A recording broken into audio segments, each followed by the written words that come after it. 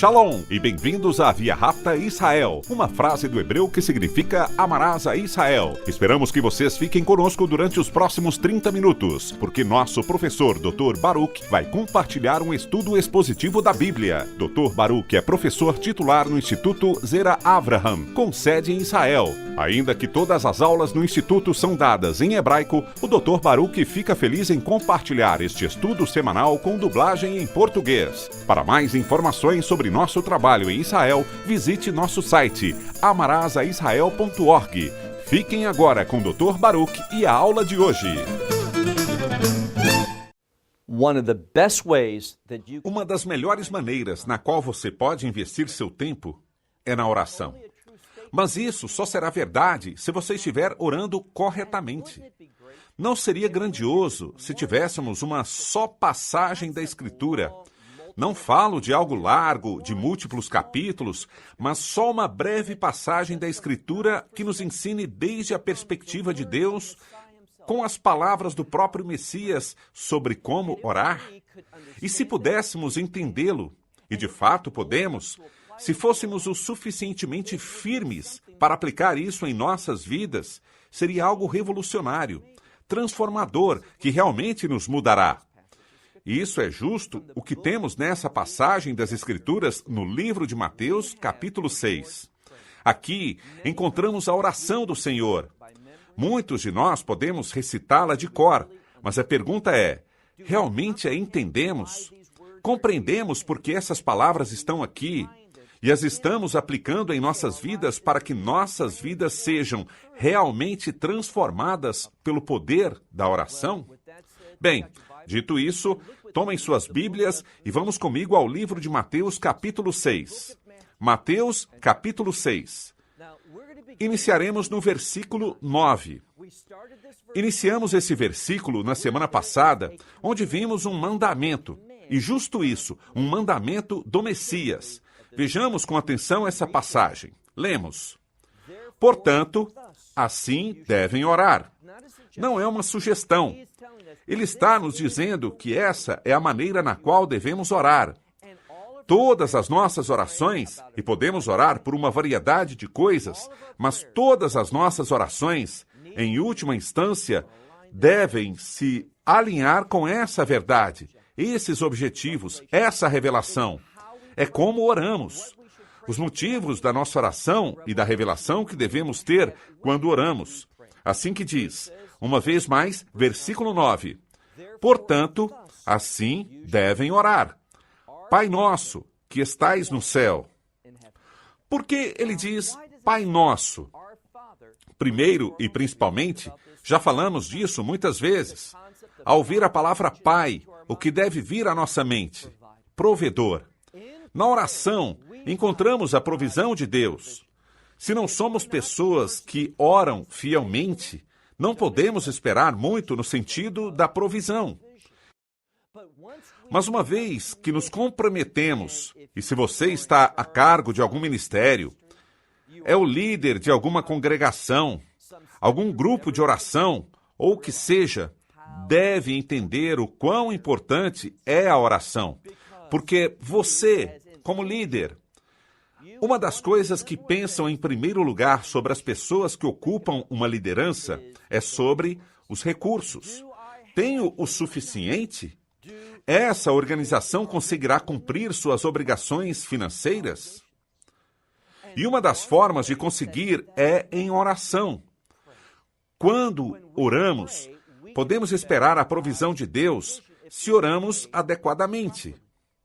E todo proposto do nosso estudo de hoje é dedicar essa lição a aprender como orar de forma efetiva. Portanto, assim devem orar. Pai nosso que estais no céu. Ele é nosso provedor, Pai provedor, mas notem, aquele no céu. Estou traduzindo isso muito literalmente. Aquele nos céus. Ele está sobre nós. Isso fala de autoridade, mas também ele está em uma dimensão diferente. Portanto, não clamamos a ele como quando vamos pedir ajuda a um amigo. Não pensamos nele como nosso irmão ou como nosso paizinho, por assim dizer, mas Ele é nosso Pai que estás no céu. Esse termo céu deve de imediato nos comunicar respeito. Esse Pai é nosso Pai celestial. Ele demanda e merece o maior dos respeitos. Nosso Pai, aquele no céu. E logo diz alto, santificado seja o teu nome. Essa palavra santificar é uma palavra antiga do nosso idioma que tem relação direta com a palavra santo. O que estamos dizendo aqui é santo é o teu nome. Isso significa que Deus é um Deus que tem propósito. A santidade sempre está relacionada com propósito. Também está conectada com a santificação. A santificação é ser direcionado para um propósito específico. Quando dizemos santo é o teu nome, santificado seja o teu nome, aqui estamos falando do caráter de Deus. O caráter de Deus se manifesta em nossa vida por meio dos seus propósitos. É só quando o nosso caráter manifesta o de Deus, só aí é que estaremos equipados para os propósitos de Deus. Uma das coisas que esta oração me ensina é que quando vou diante de Deus, devo orar. Deus, quero ser o reflexo do teu caráter, teus atributos, tua natureza, como se comporta. Quero demonstrar essas mesmas coisas na minha vida. Esse é o objetivo. Se não começamos ali, tudo mais cairá em pedaços. Então dizemos, santo é o teu nome. Continuamos. Venha teu reino. Seja feita a tua vontade. Notem que uma das primeiras coisas que diz é reino. Não só esse reino, lá em cima, mas queremos que venha a nós. Devemos entender isso de duas maneiras. Em primeiro lugar, há um cumprimento futuro. Queremos que o reino de Deus seja estabelecido, obviamente, mas também queremos que a autoridade do reino, a realidade do reino, o poder do reino, o caráter do reino seja manifestado. Por isso é que oramos que tudo seja trazido debaixo da autoridade do reino. Se alguém está enfermo, queremos que esse poder seja manifestado nessa situação.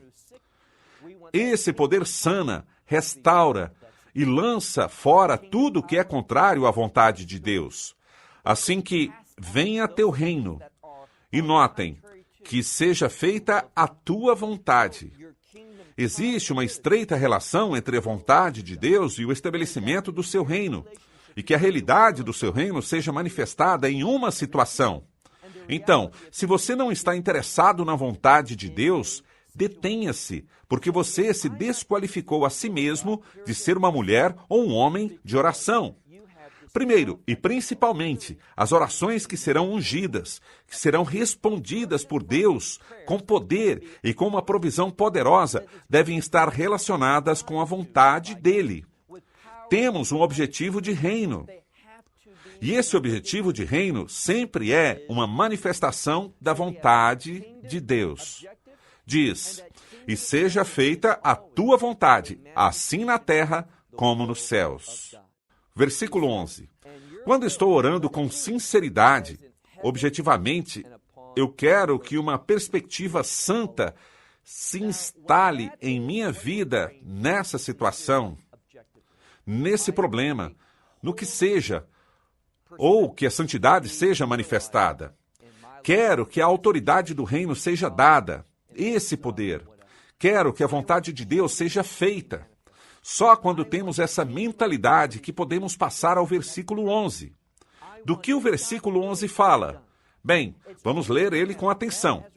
Nosso pão diário. Sustento. Não espere que Deus satisfaça as suas necessidades. Não espere que Ele seja um Deus generoso se você não está interessado na santidade, se não está interessado na sua vontade e se você não está comprometido com o seu reino. Quando dizemos o seu reino, bem, quando vier o futuro e aceitarei. Isso realmente não me interessa hoje. De verdade não o entendo. É algo estranho para mim e não quero lidar com isso. E seus santos propósitos? Não. Estou ocupado com minhas próprias metas. Seu caráter? Bem, farei o melhor que puder e seguirei adiante. Quando temos uma mentalidade assim, e direi que muitas pessoas têm, não estão buscando nesse livro, não entendem esse livro, não conhecem o plano de Deus, se burlam das profecias, e quando se tem essa mentalidade, o que Deus dirá é: tua provisão diária terá que buscar em outro lugar. Não satisfarei tuas necessidades, nem responderei como te quero responder, porque estaremos respeitando verdades fundamentais. Porque nos salvou, porque nos fez parte da sua família. Versículo 11. O pão nosso nos dai. Quando? Hoje. Busca a provisão de Deus para hoje. Entendamos que Deus, uma das razões pelas quais Ele não dá, e falo como organização e ministério, ou seja, é raro quando alguém vem e te diz: quer saber? Hoje é 1º de janeiro e já tenho tudo o que necessito para o ano que se inicia. O orçamento está completo e não preciso me preocupar porque todos os recursos já foram providenciados. Isso não é assim. Sempre estamos trabalhando em oração e, por meio da oração, pedindo a Deus que supra. O quê? As necessidades de amanhã? Não. Ele disse: o pão nosso de cada dia nos dai hoje. E logo diz algo mais, que se queremos essa provisão, temos que ser pessoas preocupadas com a vontade de Deus. Mas também existe outro aspecto, e esse é uma relação com Deus. Uma relação que se estabelece por meio do perdão. Nunca subestime o perdão, o poder do perdão. E o que o perdão faz por outros, quando os perdoamos, e quando você foi perdoado por Deus. O perdão é maravilhoso. E, portanto, diz nessa passagem, muito claramente, versículo 12, e perdoai nossas dívidas, nossas obrigações não cumpridas. E isso está relacionado com o pecado, como também nós perdoamos a quem nos tem ofendido. Por essas coisas que não cumprimos, por essas coisas que rompemos, por essas coisas equivocadas que temos em nossas vidas contra Deus e contra outros, te pedimos perdão. Mas esse perdão não está para nós se não estamos dispostos a perdoar a quem nos deve, a quem atuou de má forma contra nós. Uma das coisas que passa, e entendo que isso pode resultar controverso para alguns, ouçam bem isso, é muito importante. Nada é em vão. Tudo o que ocorre tem a ver com a provisão de Deus. Bem seja que Deus seja o causador disso ou que Ele o permita. E se Ele o permite, é com um propósito na tua vida. Assim que, digamos que uma pessoa faz algo mal contra mim. A todos nos passa isso. Infelizmente, eu sou quem, ou você é quem faz algo mal a outra pessoa. Mas, nesse exemplo, alguém fez algo contra mim. Algo desagradável. Bem, Deus permite que isso aconteça. Não estou dizendo que Ele causa isso, mas Ele permite que aconteça e permite que eu me dê conta do que passou. Eu entendo que essa pessoa não foi amigável comigo. Essa pessoa pecou contra mim. Essa pessoa me ofendeu de alguma maneira. O fato de que tenha consciência disso tem um propósito e unção em si mesma. Por quê? Com o fim de que você possa perdoar essa pessoa e recordar o perdão que Deus te deu. Devemos recordar isso de forma constante, porque estamos em necessidade de constante perdão. Devemos recordar o perdão de Deus. Assim que, quando alguém atua de forma negativa contra mim, peca contra mim, a primeira coisa que faço é dizer a mim mesmo: bem, Deus, o fato de que você permitiu e causou que isso chamasse minha atenção significa que devo recordar quão grande é minha dívida contigo e quanto necessito do teu perdão. Deus pode usar essas coisas para nosso bem, para nos recordar do que diz aqui. Supõe-se que sejamos pessoas que perdoem, e quando tenho isso presente, isso me faz perdoá-los de uma maneira muito mais simples. Não me faz sentir pena por ter que perdoá-los, mas é como diz aqui, se não estou disposto, então não receberei seu perdão em uma determinada situação.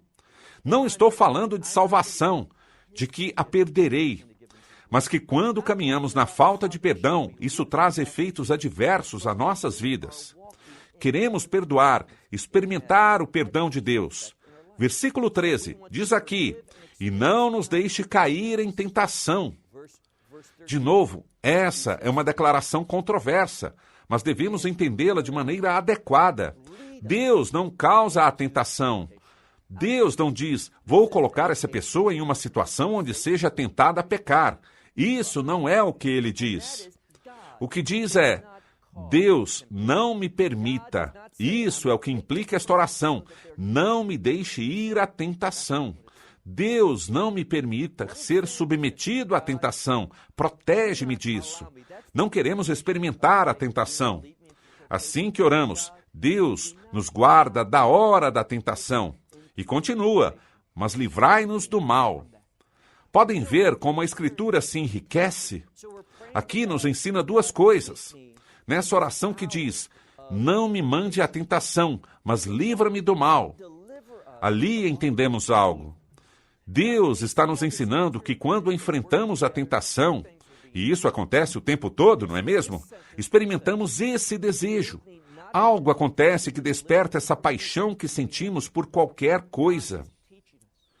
Pode ser essa atividade ou aquela atividade, mas somos tentados a fazer algo. E o que ele quer que entendamos é que essa tentação atrai o mal. Quando diz, livra-nos do mal, está dizendo que sucumbimos à tentação. Não só estaremos fazendo algo mal, mas por meio da tentação vamos experimentar o mal se cairmos nela. Faremos o mal e também receberemos o mal. Por que isso é importante? Por essa razão. Quando eu entendo que ao cair na tentação, não só eu estou fazendo algo mal, mas também encontrarei o mal na minha vida, vou orar de forma mais diligente para que quando chegar a tentação, eu possa tomar a decisão de fugir rapidamente.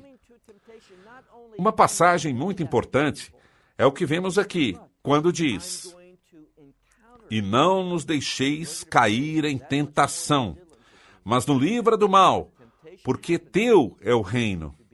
E aqui nos ensina outro princípio. Como eu posso vencer a tentação? Como poderei não experimentá-la? Ou como poderei ter vitória sobre ela? O primeiro que ele menciona é o reino. Deus, tu tens um reino. Quando eu enfrento uma tentação, e toda pessoa enfrenta, de fato, os crentes são mais tentados que os não crentes. Por quê? De fato, os crentes são mais tentados que os não crentes. Por quê? Os não crentes veem na tentação uma oportunidade, mas nós vemos que é uma oportunidade incorreta, que vai contra os propósitos de Deus, aquilo ao que somos tentados fazer. E qual é a solução? Onde começa a vitória, a tentação? Em fugir, obviamente. Mas às vezes somos muito débeis em fugir. No que devemos pensar, então? No reino. Quando tenho mentalidade de reino, quando penso nas coisas do reino, sabem o que vai acontecer? Entenderei quão válidas, quão carentes de valor, quão enganosas, quão corruptas são as coisas desse mundo. Quando falamos da tentação, a tentação significa obter algo do mundo. Anotem isso. Toda tentação se trata de obter algo do mundo. Bem seja conseguir coisas mediante mecanismos mundanos, ou fazer algo que é mundano em si mesmo. E quando somos tentados, devemos fazer justamente o que as Escrituras nos dizem, porque teu é o reino. Deus, tu tens um reino, e esse reino e as coisas conectadas a esse reino são muito melhores. Essas coisas são falsas, são um engano, são corruptas, mentirosas. Eu quero o reino. Não quero me conformar com uma imitação. Não me conformarei com algo que se acabará, que me deixará me sentindo pior e vazio. Não, eu quero algo que me satisfaça. E o que será? As promessas do reino. Assim que diz, teu é o reino. E o quê? E o poder. Se você quer o poder de Deus na tua vida, seja uma pessoa com mentalidade de reino. Simples assim. Você quer o poder do reino? Bem, pensa de acordo com o reino. Quando você se esforça pelo reino, desejando ter o caráter de reino, viver a realidade do reino, a autoridade de reino na tua situação, quando é esse o objetivo, o que diz aqui? Também terás poder. Por quê? Porque teu é o reino, o poder e... Quando esse poder é manifestado, quando se manifesta o poder do reino, qual é o resultado? O que aparece em seguida? E a glória. Porque teu é o reino, o poder e a glória. Por quanto tempo? Aqui está a diferença. Para sempre. Amém. Creiam nisso porque é verdade. Isso é o que significa amém. Creiam nisso porque é verdade. Aqui está a lição. Estou no momento de tentação. E o que devo fazer? Começo a pensar. Com que o inimigo está me tentando? O que ele está me prometendo? Com o que me está seduzindo? É um engano. É uma falsificação. Me deixará vazio e qualquer gratificação que me brinde será temporal. Virá e irá. E no final isso trará o que vimos no versículo anterior. Me trará o mal. Quando sucumbo à tentação, estou convidando o mal para a minha vida. Isso é o que o Messias diz aqui. Mas quando tenho mentalidade de reino, tenho acesso ao poder. E esse poder manifestará a glória de Deus. Essa é a bênção da fidelidade. A glória de Deus se manifesta. E o que mais diz? Diz aqui, não só isso, mas será para sempre. Versículo 14. Porque se perdoamos as transgressões dos homens, ele também nos perdoará. Quem é ele? Seu Pai Celestial também os perdoará.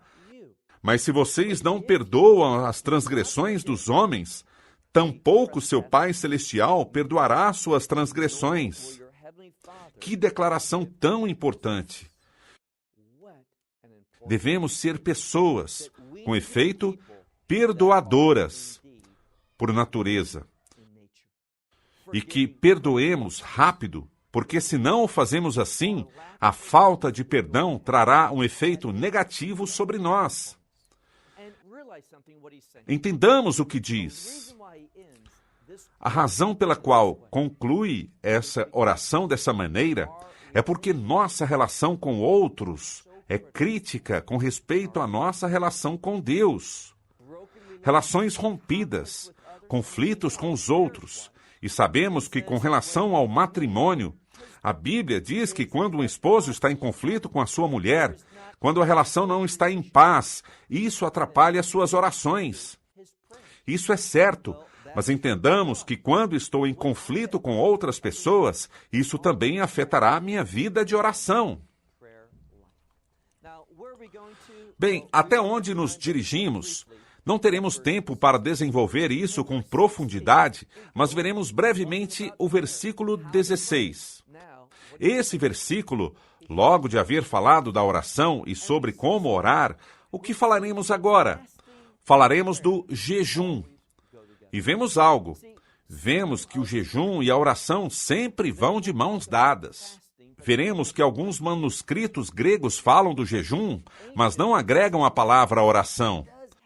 Se você observa os mais antigos, os textos receptos, ali se inclui o jejum e a oração. Por quê? Desde uma perspectiva judaica, culturalmente, biblicamente falando, não há jejum se não há oração. Por quê? Se teu jejum é simplesmente deixar de comer, não está jejuando, está fazendo dieta somente. Não haverá nada espiritual no teu jejum, em absoluto.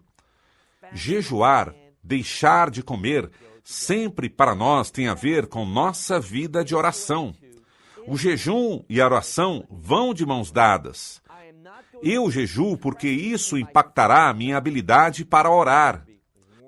Não vou confiar na minha carne, porque minha carne se debilitará, porque tenho fome.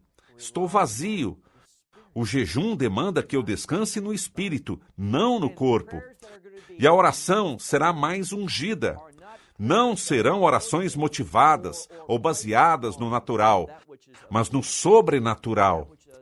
Assim que diz aqui, comecemos com o versículo 16, diz: e sempre que jejuem.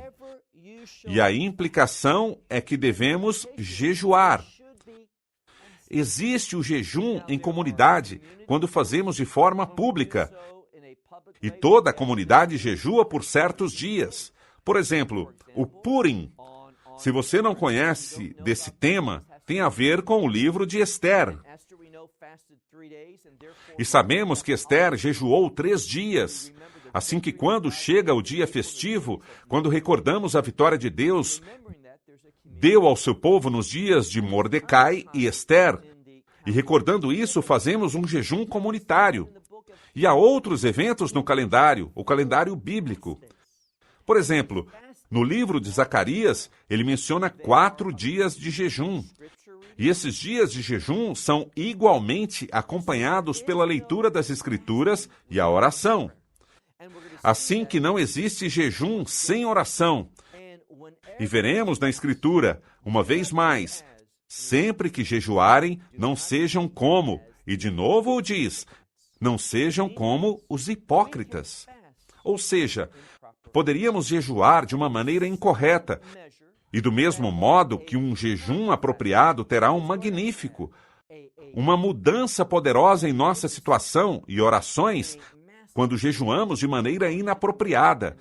Um jejum incorreto trará um grande inconveniente e será algo que não agradará a Deus, algo que não cumprirá seu objetivo. Por tal razão, é muito importante que saibamos como jejuar adequadamente.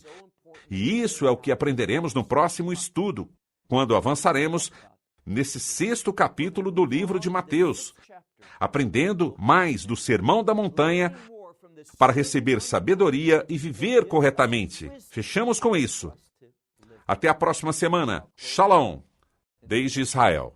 Shalom from Israel.